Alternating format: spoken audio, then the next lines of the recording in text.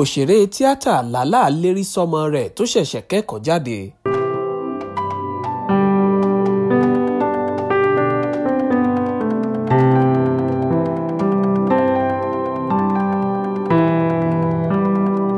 wọ́n ní bí ọmọ ẹni bá dára káwí a ò kúkú ní fi ṣaya, bí eégún ẹni bá sì jóore orí aya àtọkùn rẹ̀.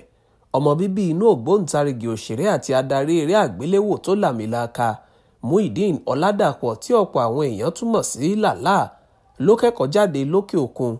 ilé ẹ̀kọ́ gíga Trinity College ní ìlú Dublin ní Ireland ní arẹwà ọmọbìnrin ọmọ bíbí inú Lálá yìí tí orúkọ rẹ̀ jẹ́ Ọládàpọ̀ Ọlámídé Àbíkẹ́ ti kẹ́kọ̀ọ́ gboyè másítà nínú ìmọ̀ eré oníṣe àti ti ìtàgé.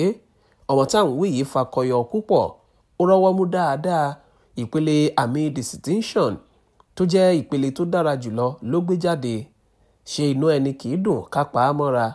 fọ́nrán tí Lálá fúnra rẹ̀ gbé jáde lórí ìkànnì @LálàAdàpọ̀ tó ń lò lójú òpó Instagram lánàá ọjọ́rú Wednesday ọjọ́ 16 oṣù kẹrin ọdún 2025 yìí ló fi hàn pé àwọn méjèèjì àti bàbá àtọmọ rẹ̀ ni kò lè pa ìdùnnú wọn mọ́ra.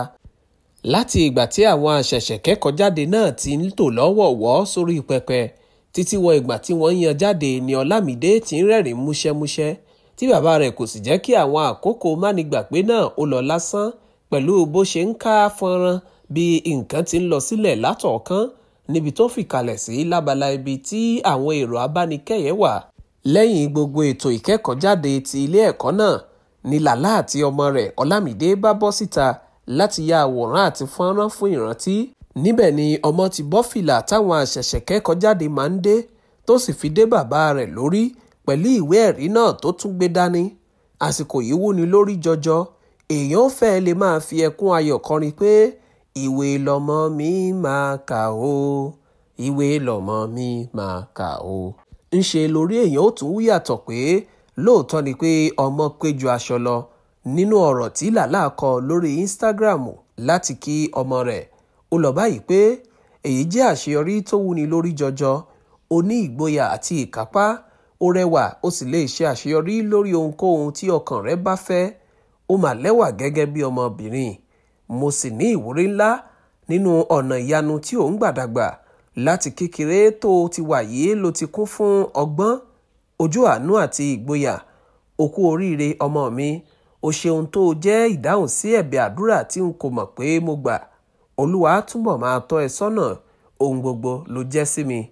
níbi òṣèrékùnrin yìí ṣe ń sọ̀rọ̀ ìdùnnú láti odò ikùn rẹ̀ wá, kò tún gbàgbé àti dá àpárá pé òun àti ọmọ náà yóò pàdé ní ìpele ẹ̀kọ́ tá a mọ̀ sí PhD níbi tí èèyàn ti ń gba oyè ọ̀mọ̀wé nínú ìmọ̀. àmọ́ tí Ọlámídé náà nínú àpótí àwílé pẹ̀lú ìkànnì tirẹ̀ Ọládàpọ̀ Ọlámídé fèsì pé n kò mọ ohun tí wọn ò bá wí, ẹ ṣeun fún ohun gbogbo bá mi. ìpele ọ̀mọ̀wé PhD báwo, bàbá mi ẹ̀yin ẹ kọ́kọ́ lọ, èmi ò ṣe o. ó sọ èyí padà pẹ̀lú àpárá. ọ̀gọ̀rọ̀ àwọn olólùfẹ́ nínú èyí tá a ti rí àwọn gbajúmọ̀ òṣèré náà bá wọn pín nínú ohun ayọ̀ náà. àwọn oníròyìn tó fi mọ́ àwọn búlọ́gà ìgbàlódé gan ò gbẹ́yìn. Fúnṣọ́ Adéolú ní kí ni bàbá kan tún lè béèrè fún? àkànṣe àṣeyọrí gbáà. Lálá akọni, inú mi dùn fún ọ. Bùkúnmi Olúwaṣínà ní tiẹ̀ pé èyí kà màmá, orí mi wó fún Ọlámídé, àsìkò ìwúrí bàbá ọmọ rèé o, ẹ kú oríire ọ̀gá mi. àwọn ọ̀rọ̀ ìkíni kú oríire lọ ṣáláàlú díẹ̀ lárí mú. ìta fàájì náà ń pé ẹ kú oríire adùn àkárí. Oyindàmọ́lá Ọlásùpọ̀ ló ń jábọ̀ ròyìn fún ìta fàájì.